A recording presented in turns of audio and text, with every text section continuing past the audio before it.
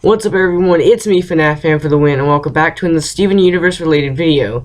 Today we're going to be counting down my top 10 favorite gems in Steven Universe. No, this is not a top 10 best gems in Steven Universe video, this is a top 10 favorite gems in Steven Universe video, meaning this list is comprised of my personal opinions, so I am sorry if your personal favorite gem is not on this list. So, grab a bag of chips, or maybe even a cookie cat, and sit back and relax and enjoy today's Steven Universe top 10 video.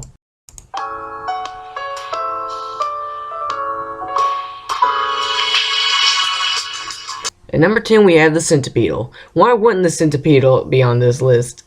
Look at the little guy, he's so adorable, he's like a little dog, he's so cute. But in all seriousness, ever since Monster Buddies, I wanted Steven to let the Centipede back out of its bubble so we could at least get to see it again. And I can't wait for the day when Steven learns to master his healing powers so that he can heal the Centipede along with all the other corrupted gems. It excites me to expect that the Centipede will one day be healed and we'll get to see its actual gem form. Man, I can't wait to see that. Let me know what you guys would think of that in the comment section down below.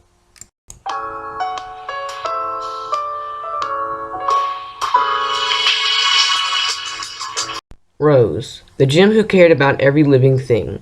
Yes, Rose Quartz is at number 9. She would have been higher on the list, except we've only seen her in 4 episodes, and it's hard for me to get to know a character with only such a short amount of screen time. And I don't have that much to say about her, mostly because we don't know that much about her.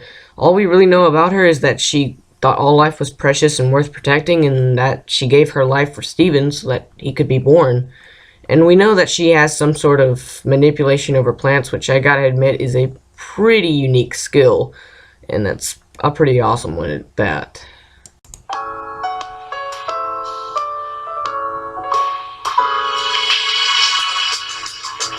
At number 8 we have Pearl. In past videos I've said that Pearl is my least favorite crystal gem. And no, that does not mean I hate her or else she would not be on this list. I would continue with why she's my least favorite crystal gem, but that's for a different kind of video, so I will not carry on with that in this video. Anyways, with that out of the way, Pearl is like an overprotective mother to Steven, and I admire her for that. And my favorite version of Pearl is Pilot Pearl. I don't know what it is about Pilot Pearl, but I think it's the hair that makes her my favorite version of Pearl, or design of Pearl. It's kind of weird now that I think about it. But the main reason I love her, as I mentioned in my top 5 fusions I want to see in Steven Universe video, there will be a link in the description for those of you who want to watch it. Pearl makes for the most elegant fusions. But not only that, Pearl is a very flawed character, and sometimes she is shown dealing with her problems in ways that I do not agree with. Example being during the Sardonyx arc, she rebuilds the communication hub twice in order to fuse with Garnet in order to feel strong. This distracts the gems from their main mission, which at the moment is capturing Paradox. But she is starting to come around, and she is learning how to deal with her problems, and in the process becoming strong. Strong in the real way. And it is Ruby and Sapphire who are often referred to as the first gems to have made a choice dictating away from what Homeworld said they should do. But it was actually Pearl who strayed away from what Homeworld said she should be, and learned to fight and join Rose Quartz in the rebellion, becoming one of the first crystal gems in the process. And I admire her for that alone. And above everything else I've said about Pearl in this video, she makes some of the funniest faces in the show that I can't help but laugh at every time.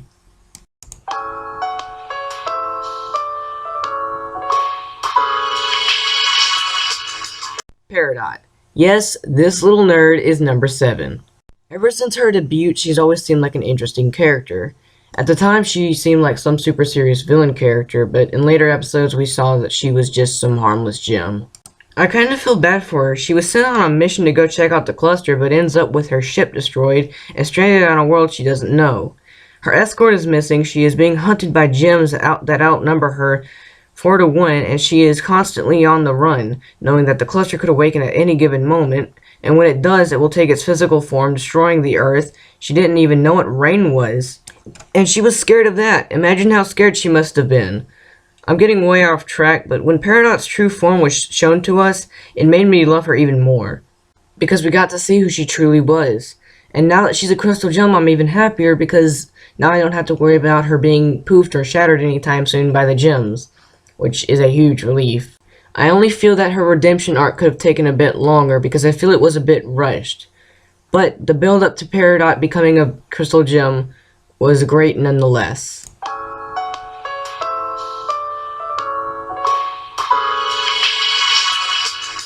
Yes, sadly, Amethyst, the cute little puffball of a quartz, is indeed number 6 on my list. Amethyst is so open to saying anything. She has a really interesting personality. She's fun and crazy and says whatever pops into her little mind. But I would take 80s Amethyst over any other version of Amethyst simply because I really love her short hair. Maybe we'll see it again someday. I really hope so.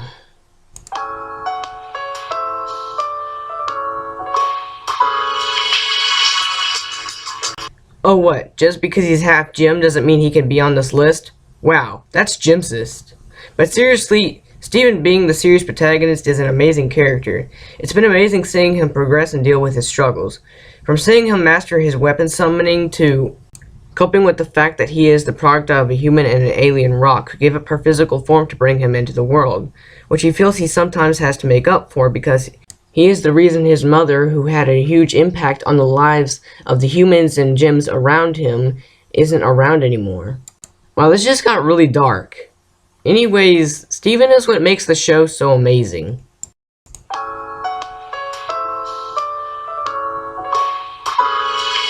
At number 4 we have Ruby and Sapphire. Yes, number 4 is 2 gems. Why? Well, what is Ruby without Sapphire or Sapphire without Ruby? Exactly. These two, though only making 3 appearances, have snuck into the hearts of every Steven Universe fan.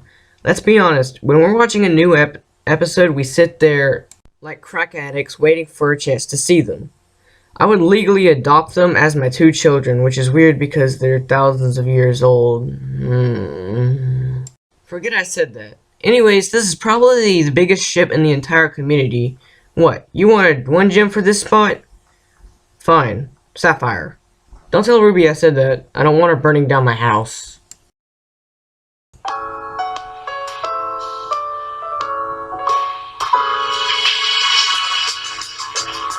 Sardonyx. The lovely and elegant Sardonyx. How can you not love Sardonyx? Some may not like her because she may seem like a corny comedian, but she is really adorable. The split in the teeth and a bow tie. A bow tie. But in all seriousness, I don't know what it is about Sardonyx, but I love her to death. Her movements are so flawless, so precise. When she summoned her weapon, she pulled out Pearl's spear, threw it up in the air, and summoned Garnet's gauntlets and caught it. And then she caught the spear with the gauntlets while doing it with a certain sense of style. I can't even.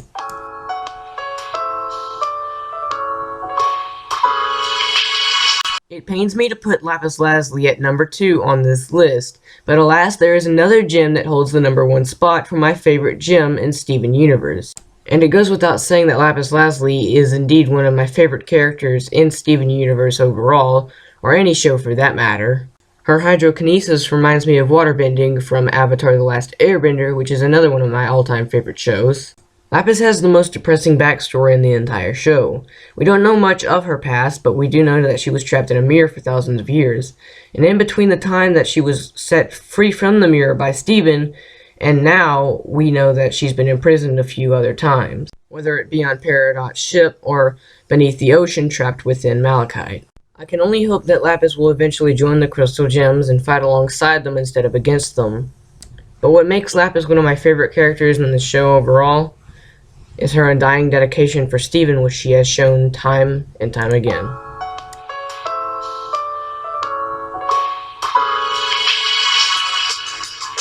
When the show began, Garnet, to be honest, didn't really appeal to me all that much.